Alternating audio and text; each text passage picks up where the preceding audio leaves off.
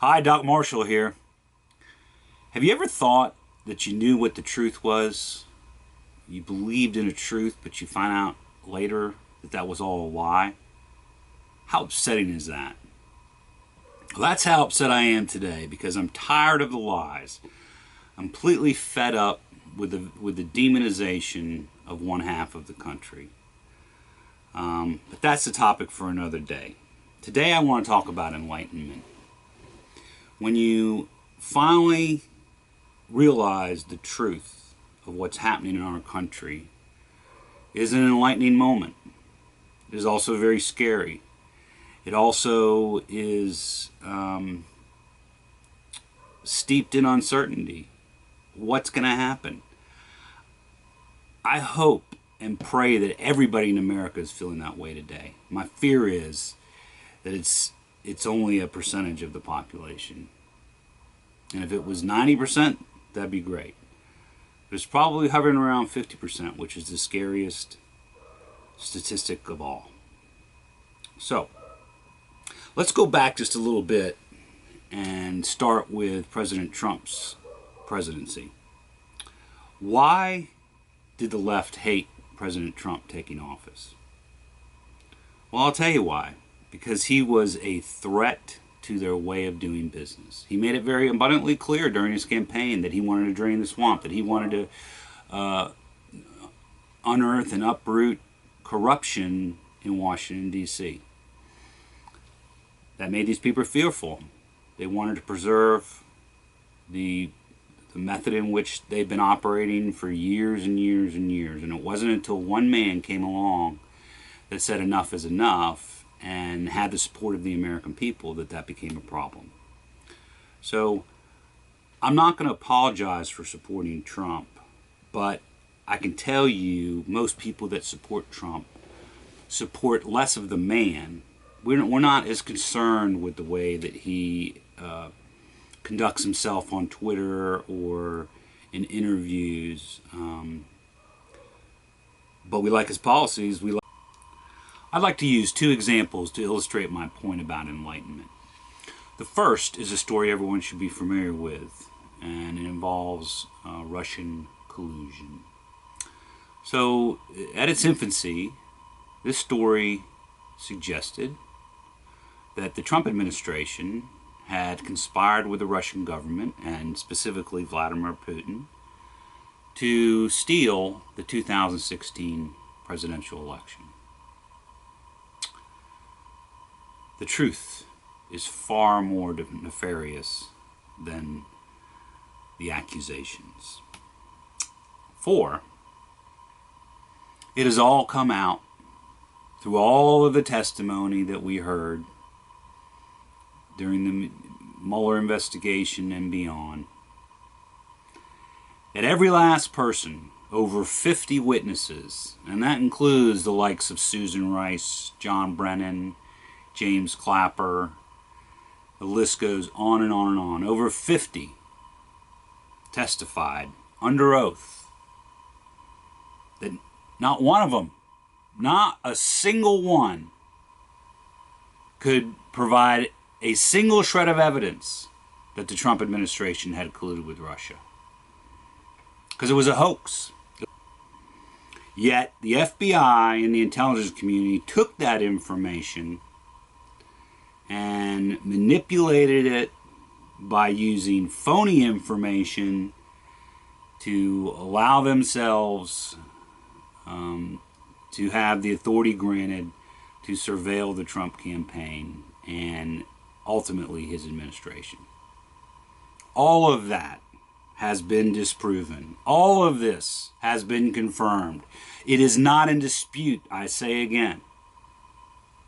So why do we have senators and congresspeople on the left that continue to this day to claim that they have evidence of Russian collusion? That's a rhetorical question. The second story is the Hunter Biden story. Now, hopefully that's not foreign to most people at this point in time. But around the election, nobody knew on the left of the Hunter Biden laptop story. The fact that he had a treasure trove of incriminating evidence on a laptop that he left at a repair shop that became the property of the repair shop, who turned it over to the FBI. That Hunter Biden was under federal investigation for a year leading up to the election.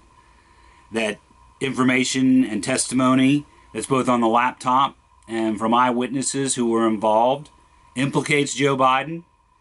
Yet the minute that hit, and the New York Post published that on Twitter, Twitter censored it. Twitter took it down. The entirety of the MSN worked in lockstep and colluded to take down that information. Colluded to take down the information. The evidence is there if you look for it. It's not hard to find. They've admitted it, essentially, by attempting to use their policies in a fictitious way. They said the information was hacked. The information wasn't hacked. It was on a hard drive that was owned by the person that accessed it at the time that he accessed it. So as you think about those things, you have to understand that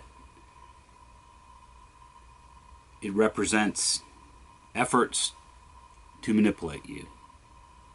And if to this day you believe that the Russian collusion deal was real, or that the Hunter Biden story is false, you have been manipulated. You have been manipulated. And none of us are immune to that. But if you believe those stories today, you are willfully ignorant of the information that is out there. And I'm not trying to call people out. I'm just trying to be emphatic that you have got to take this seriously. This is DEFCON 5 now. Whether they're fabricated or concealed. It proves manipulation and propaganda is real. And obviously, those are two situations that probably indirectly affected our lives. A, President Trump was seen as a traitor to his country throughout his presidency. That's kind of problematic for the populace. Breeds a lot of hatred. And second, they thought that Joe Biden was just merely being attacked through his son. The evidence says otherwise. That impacts our life in terms of the election. People not knowing that information could not process or digest that information to determine if that's the type of person that they wanted to vote for. And I'm going to say something controversial right here. But I mean it in just an illustrative way. If you voted Democrat in the last election, you unwittingly voted against your best interests. If you're not paying attention, if you're not trying to unearth what the real truth is, you are a victim, you become a victim of the propaganda. This is precisely what has happened. And what I think you need to take heart of, if you're sitting on the side where you think, gee, I'm not being persecuted, my rights aren't being violated by being censored, so okay, I'm on the right side of history, I'm good. But here is the punchline, so to speak, that you haven't seen. This is the chasm in the highway that we're seeing from miles away, and you're just motoring down the road happy as a clam waiting to get to your next destination, and then boom. Because they're not just coming for conservatives. They're coming for all of us. This is about total control, and if you haven't realized that to this point, you've really missed the boat. But you can catch up. You got to get busy educating yourself, because they're coming for our freedoms. And if you don't think so, Just look at some of the executive orders that have been instituted by President Biden.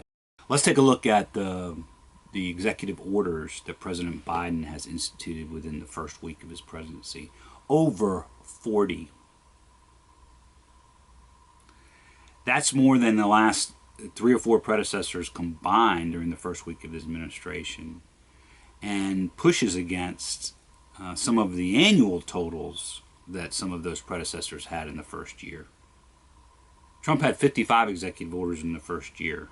Biden in a week's up to 40. And he claims he's trying to dismantle all the bad that the Trump administration did, like caring for our borders and erecting a border wall to keep our nation sovereign, like opening up exploration in untapped lands to get raw materials out of the earth for our energy independence. We were energy independent 2 weeks ago. Today we are energy dependent. Can you believe that? Can you imagine that? And the pipeline that is noted safer than traveling the oil over train or truck to its destination, and more environmentally friendly, is shut down for the sake of changing the way we use energy.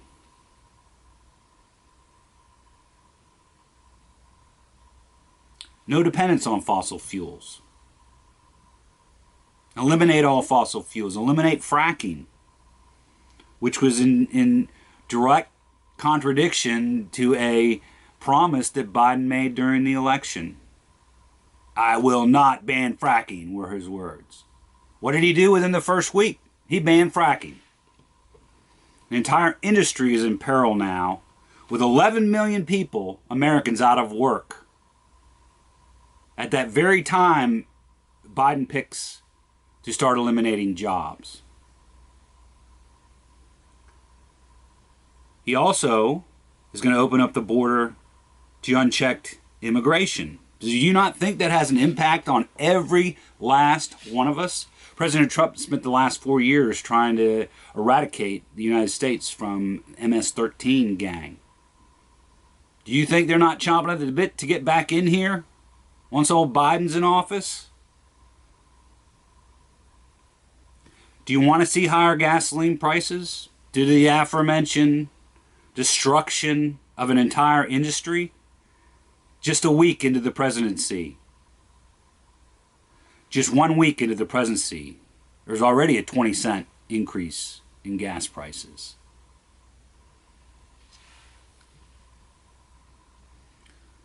When you cease being able to have a private health care plan because we're jammed into a Medicare for all, single payer plan, that's coming. It's coming. The groundwork is set. It's coming. You going to be happy with that when you're waiting in line to receive the medical treatment that you've enjoyed the entirety of your life? We all complain about the doctor being slow. Now, how do you think it's going to be when we're all competing with each other to get in front of that doctor? I know that some of you might not agree with those proclamations, but just stay tuned. Do a little research. You'll see what I'm talking about. So let's talk about COVID for a second. We've had conflicting information throughout. You know, we were going to flatten the curve for 2 weeks. A year later, we're still wearing masks. Now they want us to wear 2 masks. 2 are better than 1. And everybody I talk to, that I say to, you got to open your eyes. You got to see what's happening. Yes, the virus is real, but this is a way to curtail our rights. Don't you see? This is a test run. Knowing what we know now, Can you even align with the thinking that perhaps seeing us comply with mask wearing, social distancing, lockdown orders, curfews, so forth, so on, indoor dining, outdoor dining. Do you see those things? Do you not for a second think that that might have been a test run to see how we complied with these draconian type of mandates? And everyone's so fearful. Oh, you got to wear your mask. You're going to get it. It's deadly. Nobody's saying that the virus isn't deadly. Nobody's denying that the virus is real. But the threat of the virus has been enormously amplified to put fear in us, to force us to comply, and we dutifully do it. And I'm here to tell you, you need to open your eyes to that. You can no longer just go idly by and feel like you're not going to be impacted, because you're going to wake up and that car is going to be going over that cliff. And we're going to be there saying, we tried to warn you, we tried to warn you, we tried to warn you. We implored you to do some of those things that we've done, not because we're smarter, but because we've been being persecuted along with Trump over those 4 years. Even if we don't agree with every last thing that he did. And generally, people don't agree with everything that he did. But the fact of the matter is, he put our country in a better position than it's been in years. And all of that is being torn down as we speak. And that should concern all Americans, not just right-leaning Americans. This is a aha moment for you if you're able to have one. You've got to have the courage to do it. And I'm not talking about fighting in the streets and being violent. I condemn that. I shouldn't have to, but I condemn that. I'm talking about just becoming informed, caring for what your life's going to become if you don't. And when you hear people in the mainstream media talking about deprogramming and re-educating Trump supporters just because they're Trump supporters, you've got to look at that information quite clearly and say, what would stop them coming from me if I don't wear my mask? If at some point in time I'm forced to take a vaccination that I don't want to take because I don't feel that it's safe. I'm not suggesting that the vaccine isn't safe. I'm just giving it for instance of some of the liberties. Is it going to be? Are you going to be okay with interstate travel that includes roadblocks where you need to prove that you've been vaccinated, inoculated from the plague? Of struggling to be enlightened, struggling to unearth the truth. Well, it's like a lot of the other advice that I give. Don't get your news from one news source. Be curious. These things are easily refutable if you do a little bit of work. You see references to anonymous sources. You see references to people close to the situation in a lot of pieces. That's code for, well, maybe there isn't really a witness. Maybe there's not really a source. Maybe we're just making up a narrative to go along with the other narrative that has all of the country in an uproar. We are being divided from within. And when I talk about Democrats, Republicans, liberals, and conservatives, I'm not necessarily speaking about those of us out here in the populace when I'm lashing out at those people, because I've got as much disdain today for the Republican Party as I do for the Democrats. There's never a better time to roll up your sleeves, do the work, find the truth, and recalibrate your thoughts. I mean, I recalibrate my thoughts all the time. There's things that I read, and on the surface they seem very plausible and something that I should believe. But further research oftentimes dispels those notions, and you've got to recalibrate to say, no, that doesn't pass the smell test. And only act on things that do. I think that, our God-given instincts are pretty darn good, and we ought to follow them. I appreciate you checking in, and I look forward to seeing you next time.